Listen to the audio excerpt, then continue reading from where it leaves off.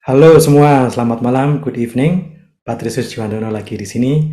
Kali ini topik saya adalah tentang mengajar bahasa Inggris, terutama mengajar untuk mahasiswa yang bukan dari bidang bahasa. Saya kebetulan sedang mengajar prodi akuntansi pada semester ini, dan ada satu teknik yang ingin saya beberkan, ingin saya bagikan kepada rekan-rekan sekalian tentang bagaimana membuat mereka presentasi di dalam kelompok. Jadi topiknya adalah topik yang mereka kenal, berkisar tentang bisnis tentunya, karena ini akan anak-anak akuntansi ya. Mereka saya minta untuk membentuk kelompok, kemudian merancang satu bisnis dengan satu kondisi yang sudah saya tetapkan.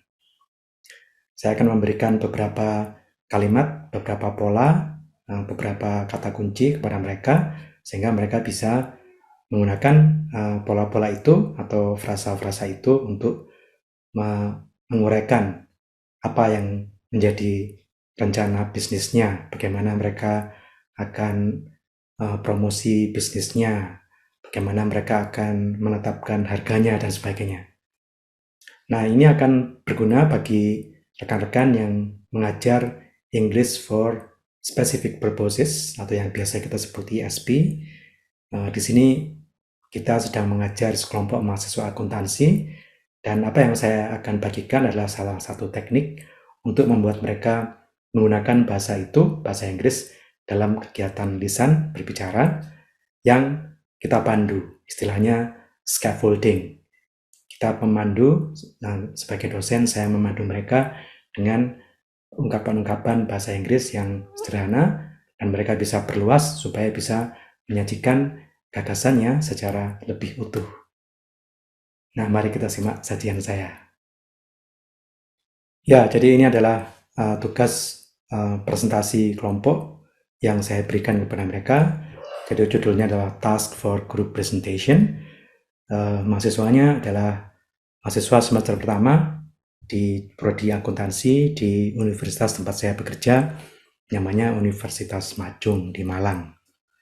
Nah, sebagai gambaran, level kecakapan bahasa Inggris mereka adalah low intermediate, atau kalau sesuai dengan CEFR itu masuk dalam kategori A2. Jadi ini adalah anak-anak yang sudah bisa menggunakan bahasa Inggris untuk percakapan sederhana sehari-hari, namun belum bisa menggunakannya atau masih berlatih menggunakannya untuk konteks akademis. Nah, yang saya ajarkan tentunya adalah konteks akademis, ya. Jadi mereka membentuk kelompok, masing-masing kelompok beranggotakan 4 atau 5 orang, kemudian mereka saya berikan instruksi seperti ini. Anda mendapat pinjaman sebesar 500 juta rupiah. Bisnis apa yang mau Anda dirikan dengan dana itu? Bahas dan tentukan dalam kelompok. Kemudian presentasikan dengan garis besar sebagai berikut. Nah, ini adalah garis besarnya. Ini adalah di mana saya memberikan panduan, atau tadi saya sebut scaffolding, ya, panduan buat pembelajar supaya mereka bisa menyusun gagasannya dalam bahasa Inggris yang dipandu, ya. Jadi saya berikan beberapa ungkapan kuncinya seperti we are going to set up, nah ini kemudian diisi dengan tipe bisnisnya, mungkin cafe atau laundry atau pet grooming atau apapun, ya. We are going to set up something. Kemudian the expenses include renting a space, berapa juta rupiah, staff berapa juta rupiah, dan sebagainya. Kemudian pricesnya, di mana mereka harus menetapkan harga servisnya, kopi berapa rupiah, potato chips berapa rupiah, dan sebagainya, ya. Kemudian revenue-nya, masukannya itu diperkirakan berapa rupiah. Profitnya setelah dikurangi dengan operational cost segala macam itu berapa rupiah, ya. Kemudian our ways to promote our product, ini adalah bagaimana mereka mempromosikan produk mereka, ya. When we will repay the loan, kapan mengembalikan dana pinjaman itu. Jadi mereka harus menggunakan kalimat-kalimat ini untuk bisa mengungkapkan ide tentang promosi dan tentang kapan mereka harus mengembalikan dana itu, ya.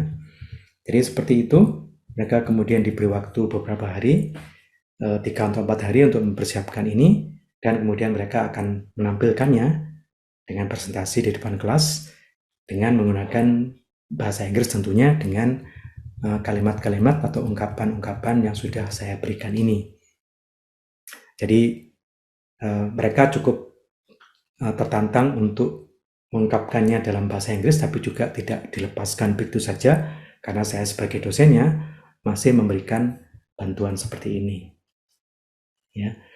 Nah, kemudian mungkin ada rekan-rekan yang bertanya di era AI ini, di era AI ini, kecerdasan buatan, nah gimana kalau mereka minta bantuan kecerdasan buatan, misalnya di ChatGPT? Ya, itu tidak menutup kemungkinan seperti itu ya. Jadi senantiasa ada kemungkinan mereka langsung menanyakannya, minta bantuan ChatGPT. Nah, akan saya tunjukkan jawaban dari ChatGPT untuk problem atau untuk tugas yang saya berikan ini. Nah, ini adalah jawaban dari ChatGPT untuk tugas yang tidak saya berikan. Misalnya mahasiswa saya kemudian langsung tanya ke ChatGPT dan jawabannya seperti ini, ya. Ya namanya juga mesin cerdas ya, dia memberikan jawaban yang lengkap.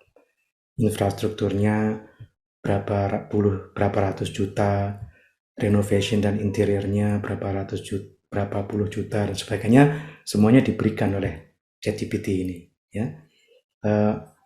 Bahkan sampai kepada perlengkapannya, staffing, ya, berapa yang harus dibutuhkan untuk membayar gaji karyawan dan sebagainya, sampai pada metode pemasaran dan promosinya, semuanya diuraikan dengan lengkap oleh ChatGPT. Nah kalau sudah begini bagaimana?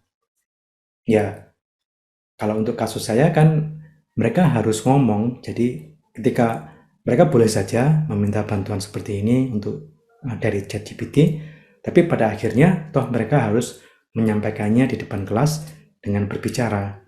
Ya, jadi ini pun mereka harus olah di dalam pikirannya, kemudian mereka harus olah sehingga bisa mengungkapkannya secara lisan, tidak tertulis seperti ini. Mereka harus setidaknya mengolah informasi ini supaya bisa menjadikannya bahan berbicara di depan kelas. Jadi tetap saja tantangannya ada, ya, tidak kemudian diambil alih semuanya oleh ChatGPT atau oleh AI.